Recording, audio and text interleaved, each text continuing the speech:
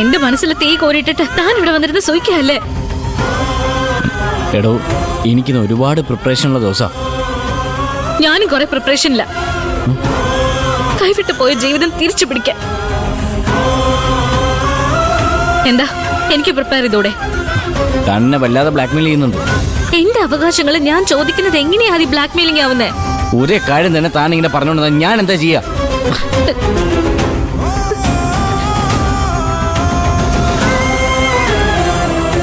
ഈ ഒരു കാര്യമല്ലാതെ എനിക്ക് എന്താ ആദ്യം വേറെ പറയാനുള്ള?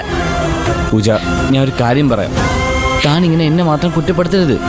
അന്നത്തെ സാഹചര്യം മനസ്സിലാക്കി കുഞ്ഞിനെ ആമിച്ചേച്ചി കൈമാറാൻ താനും എനിക്ക് സമ്മതം തന്നല്ലേ? എന്താ ഞാൻ പറഞ്ഞ സത്യമല്ലേ? എടോ, നമ്മൾ ഒരുമിച്ചെടുത്ത തീരുമാനമായിരുന്നില്ലേ ഇത്?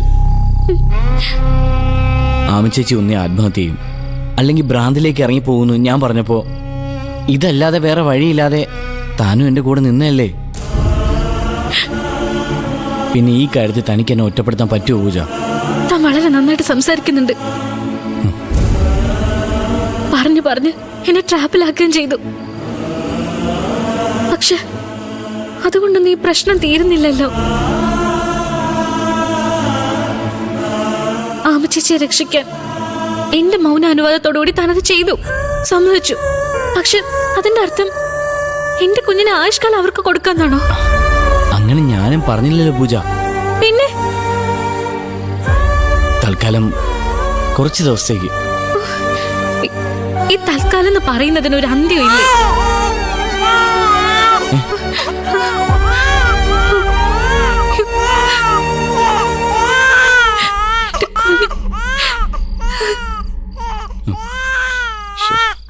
കരയാൻ തുടങ്ങിക്കേ.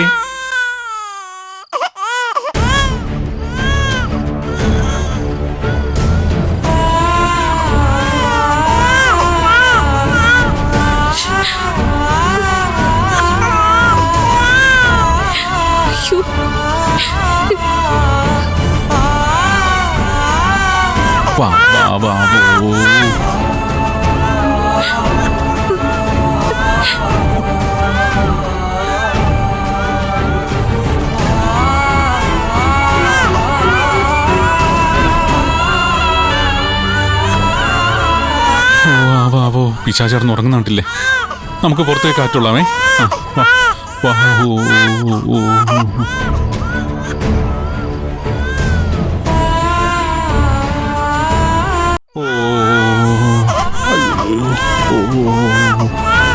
കരയിലടാ കരയിലടാ മുളൂസേ. പാവോ അച്ഛൻ്റെ മോള് പാവോ പാവോ.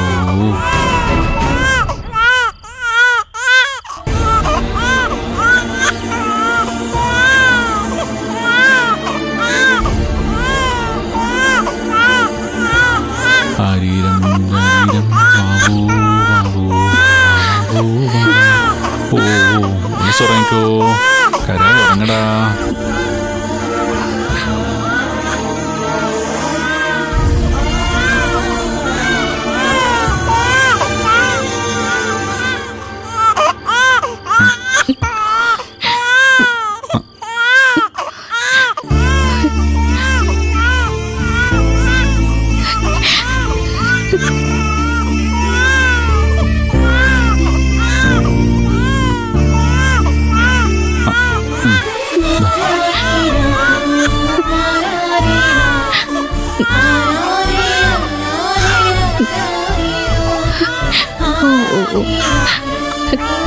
കരയല്ല വാവേ.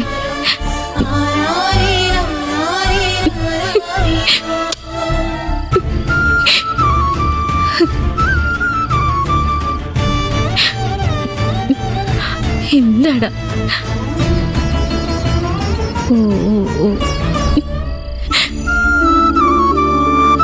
ഇതെന്തെങ്ങനെ?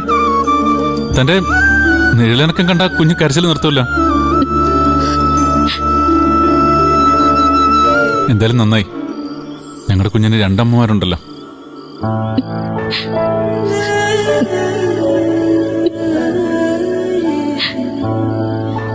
കുഞ്ഞ് വിശന്നിട്ടാ കരയുന്നേ. അവിടെ ആമിക്ക്